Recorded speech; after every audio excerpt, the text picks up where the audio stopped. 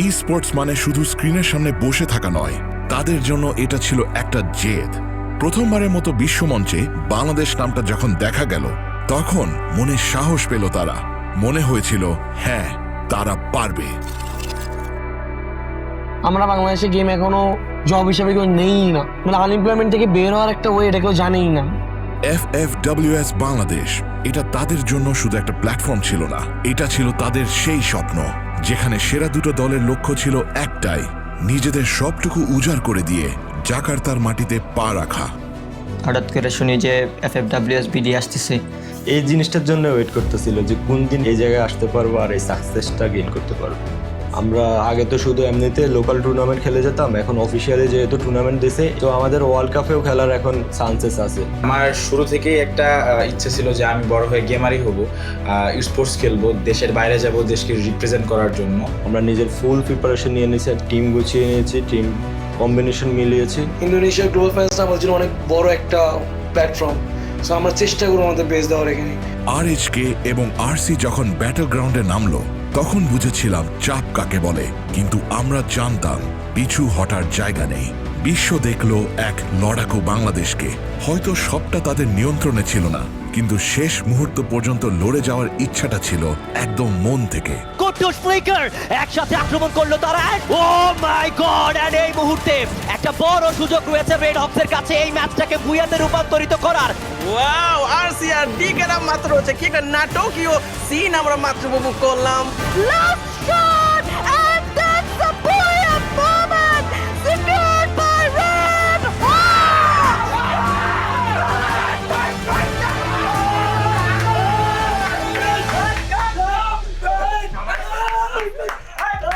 Red clip, আপনারা সে জায়গাতে যাচ্ছেন টিম রেড হক্সের সাথে ইন্দোনেশিয়ার জাকার্তাতে FFWS গ্লোবাল ফাইনালস পারফর্ম করতে।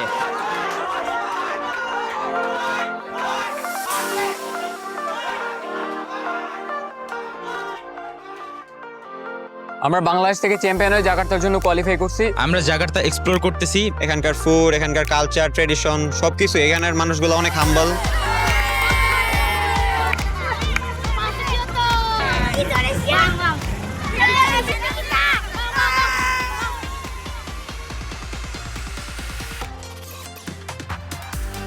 লবি থেকে শুরু করে জোন পুশ করার সেই টান টান উত্তেজনা, পর্দার আড়ালে তাদের গল্পগুলো ছিল বন্ধুত্ব আর একে অপরকে আগলে রাখার। যখন একজন নক হতো, বাকিরা তাকে মেন্টালি সাপোর্ট করার জন্য ঝাঁপিয়ে পড়ত। এইটাই তো তাদের আসল সার্ভাইভাল, এইটাই তাদের প্যাশন। যে আরো নতুন কিছু শিখতেছি, আরো জানতেছি, আরো বেটার করার ইচ্ছা, আরো বড় মাইলস্টোন সেট করা। এই মুহূর্তে কিন্তু এলবিটি একা হয়ে যাবেন, এলবিটি কে প্রেসার করতে হবে। কুট্টুস, ইয়েস, বাংলাদেশের রেড হক শুরু করেছে কিছু ফিয়ারলেস মুভ, রেড হকদেরকে এগিয়ে নিয়ে যাবে এক অনন্য মাত্রায়। ফাইনালের আগে আমাদের টিমের যেটা মেইন ফোকাস সেটা হচ্ছে আমরা প্রত্যেকটা ম্যাচে লাস্ট জোন ধরার ফোকাস করব। মাঝখানে একটা বড় ট্র্যাপে ফেসে গিয়েছে রেড হক, চান্স যেন একদমই কিন। বলতে গেলে আমাদের ফার্স্ট উইকটা অত বেটার ছিল না, আমরা খুবই টাফ সিচুয়েশনে আসলাম, কারণ অন্যান্য টিমগুলোর স্ট্র্যাটেজিগুলো আমরা ধরতে পারিনি। আমাদের বন্ডিং যেটা সেটা হচ্ছে ইন গেম থেকে ইন রিয়েল লাইফে বেশি ফোকাস। সো আমরা এমন না যে ম্যাচ খারাপ গেছে বলে আমরা আমাদের মেন্টালিটি উইক করে ফেলবো, কেউ কাউকে কখনো ব্লেম দেয় না আমাদের টিমে। স্কোরবোর্ড সবসময় তাদের পক্ষে কথা বলেনি, এটা সত্যি। তবে প্রতিটা ফাইটে তারা শিখেছে হারটা কষ্টের, কিন্তু সেই কষ্ট থেকেই নতুন করে শুরু করার জেদটা জন্মেছে। অনেক লেসেন্স ছিল, আমরা চেষ্টা করছিলাম যে পয়েন্ট টেবিলে সবচেয়ে হাইস্ট থাকতে। The main struggle was, I think, lack of experience. এই একটাই ফল্ট ছিল আমাদের, যেটার জন্য আমরা পিছায় যাই। হাতের আঙ্গুল চালানোর উপর সবকিছু ডিপেন্ড করে না, তোমার ডিসিশন মেকিং, তোমার টাইমিং, পেশেন্স। আবার হোঁচট খেয়েছি, আবার পড়ছি, আবার শিখছি। বাংলাদেশের মানুষের একটা হাই এক্সপেকটেশন আমাদের উপর শিওরলি থাকা উচিত, কজ আমরা বাংলাদেশে অনেক ভালো করে খেলি, তাদের আমাদের উপর আত্মবিশ্বাস আছে।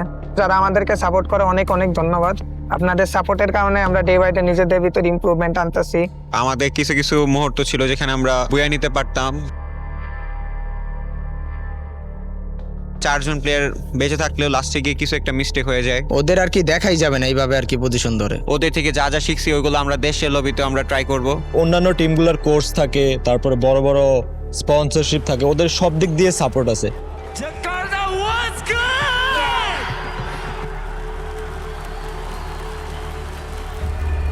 বিশ্বমঞ্চ তাদের চোখে আঙ্গুল দিয়ে দেখিয়ে দিয়েছে যে চ্যাম্পিয়ন হতে হলে শুধু গেম খেললে হয় না, দরকার ইস্পাত কঠিন মনোবল আর সঠিক প্ল্যানিং। এইখানে এরকম একটা স্টেজে বসা তো আর কি স্বপ্ন ছিল, স্বপ্নই থেকে গেল, পরের বার দেখি বাড়ি কিনা। পরের বার হবে ইনশাল্লাহ। তারা হোঁচট খেয়েছে ঠিকই, কিন্তু থেমে যায়নি। সরাসরি দেখছি যে গ্র্যান্ড ফাইনালের প্লেয়ার এন্ট্রি, তারপর টপ নোটস পারফরমেন্স, খুবই ভালো লাগতেছে। এত এত দর্শক, এত ক্রাউড, সেই ভাই মানে এক কথা বলতে গেলে একবার পুরো গোসবাম। তাদের লড়াইটা এখান থেকেই শুরু হলো। ওয়ার্ল্ড ক্লাস প্লেয়ারদেরকে যদি আপনারা দেখেন, ওদের ডিসিপ্লিন, ওদের গেম প্লে, ওদের সব কিছু অন এ ডিফারেন্ট ডাইমেনশন। আমাদের প্লেয়ারদের শেখার অনেক কিছু বাকি আছে। এবার যেমন গ্র্যান্ড ফাইনালে বাংলাদেশ আমরা কোয়ালিফাই করতে পারি নাই, নেক্সট ইয়ার আমরা অবশ্যই কোয়ালিফাই করতে চাই। আরও ধৈর্য ধরতে হবে, সুযোগ দিতে হবে এবং প্লেয়ারদের সাথে থাকতে হবে। যদি বাংলাদেশে সঠিকভাবে স্পোর্টসটা আগায়, আশা করি 1 থেকে 2 বছরও লাগবে না মনে হয় এরকম ক্রেজ তৈরি হইতে। আজ হয়তো তারা ট্রফিটা নিয়ে ফিরতে পারেনি, কিন্তু তারা তাদের অস্তিত্বের প্রমাণ রেখে এসেছে।